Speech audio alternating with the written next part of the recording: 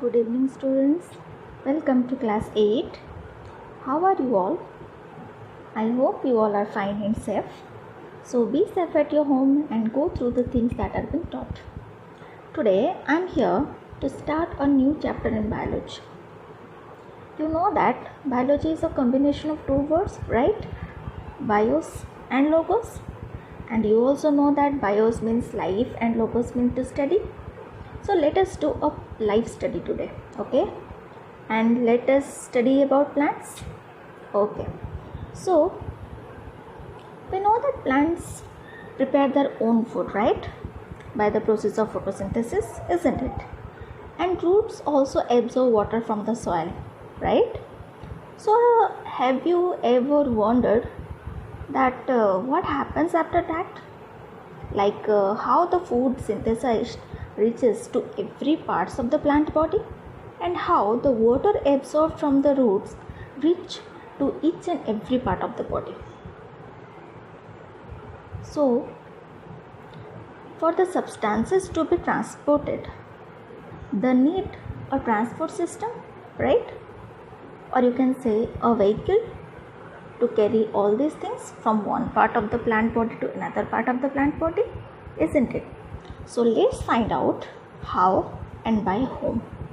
So here comes our first chapter of biology, that is transport of food and minerals in plants.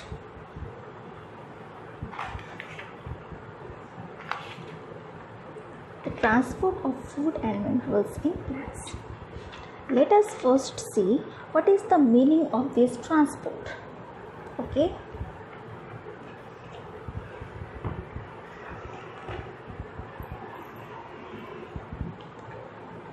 Transport in biology in plants refers to carrying of substances like food, water and minerals from one part of the body to another.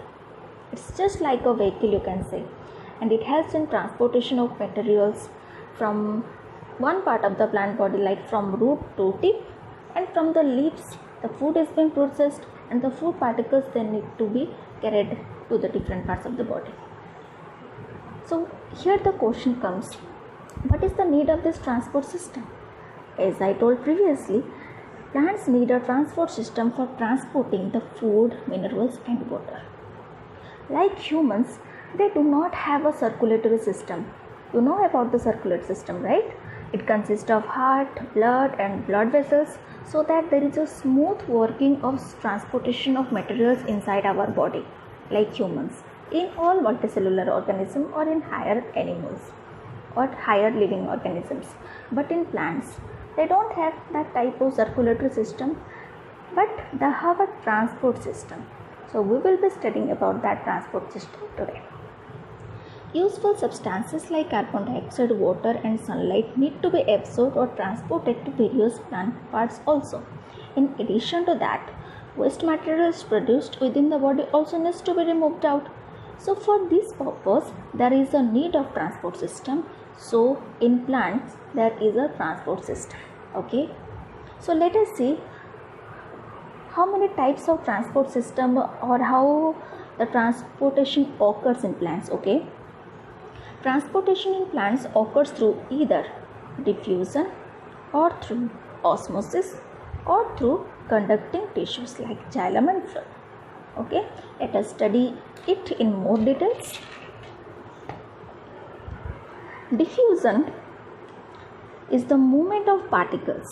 Movement of particles means it may be atoms, it may be ions, it may be molecules. Okay, so it is the net movement of particles from a region of higher concentration to the region of lower concentration until they are spread out evenly. An example, when a perfume is sprayed at one corner of your room, then you can feel it, it is soon diffused and you can smell it everywhere, right? Have you done it ever? So do it today and see it. So this is the best example of diffusion. And also in incense sticks, like when you lit an incense stick, it is placed in one corner of your room and soon it evenly spreads out and you can smell it everywhere. So this is diffusion. Okay, so you can see here, this is gas A and this is gas B. And here there are lot of particles, okay, and they are red in color as you can see. And here also some black particles are there, okay. And here the region, in this region they are more. So as the diffusion suggests, or as the diffusion process suggests, the particles will move from the region of higher concentration to the region of lower concentration, isn't it? And here the concentration of black particles are more, and here the concentration of red particles are more. So these particles will move to this place, and these particles will move to this place until they are evenly spread out. Okay, understood diffusion? Okay, then let's see what is osmosis. Osmosis is also a kind of diffusion, but here the movement of water occurs across a semi-permeable membrane. Okay, so let us see what is osmosis. Osmosis is the movement of water or other solvents through a plasma membrane, because plasma membrane is a semi-permeable membrane, you know that, and some semi-permeable membranes are the membranes which allows the things to travel or to pass, okay, from a region of higher concentration to the region of lower concentration to equalize it. Similar, it's just like diffusion, but the difference is that here movement of water occurs, and in diffusion movement of any particles occurs, okay. And osmosis also you can try it at your home. Put some dry resins in a cup of water. After some time, leave it for some time, and after some time you can see the resins are swollen. This is the example of osmosis. Here movement of water occurs, okay. See here, the process of osmosis is here.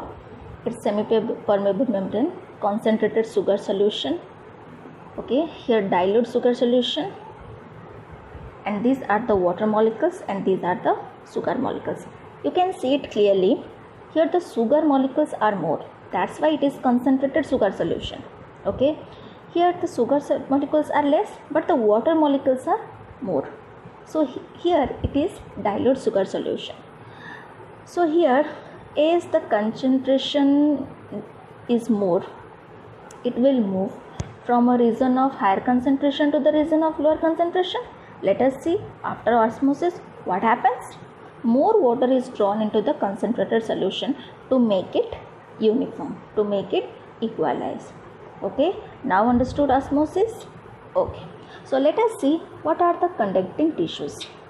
Conducting tissues, like in class 7 you read about vascular tissues, right, in plant tissues. And vascular tissues it consists of xylem and phloem, and these are also complex permanent tissues, okay, because they are made up of one or more cells, okay. Yes, so conducting tissues are xylem and phloem, and conducting tissues are present in higher plants. They help in transportation of water, minerals and sugar to different parts of the plant. And xylem, as you know, it conducts water and minerals. Phloem conducts food and food materials. And these two, like xylem and phloem, constitute the vascular tissues. Okay.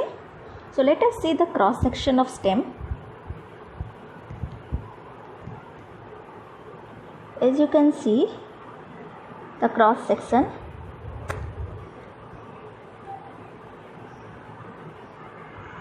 it's together constitute the vascular bundle, and here this part is xylem and here this part is phloem, okay. And it is the longitudinal section or LS of the stem. This part you can see it's xylem and this part is phloem, and xylem and phloem are separated by cambium, and there is a function of cambium also. It's a tissue and it separates xylem and phloem, and it also helps in the formation of xylem and phloem through diffusion, okay. So let us recapitulate the things, okay. What is the transport system in biology? Okay, transport in plants refers to carrying of substances like food, water and minerals from one part of the body to another. And what is the need of transport system here? Because useful substances like carbon dioxide, water and sunlight, they need to be carried throughout the plant body, and waste materials produced also they need to be removed out from the body. That's why there is a need of transport system, and transport system in plants occurs through either diffusion or osmosis or through conducting tissues. And diffusion, as we know, that it is the net movement of particles from a region of higher concentration to the region of lower concentration till it spread out evenly. Osmosis, it's a kind of diffusion, but here water molecules, the movement of water molecules occurs. Okay, then here is through conducting tissues. Conducting tissues are of two types, that is xylem and phloem, and xylem conducts water and minerals, phloem conducts food materials. Okay, so about this transportation, in next class we will be reading in a detailed manner. So for today it's this much. Okay.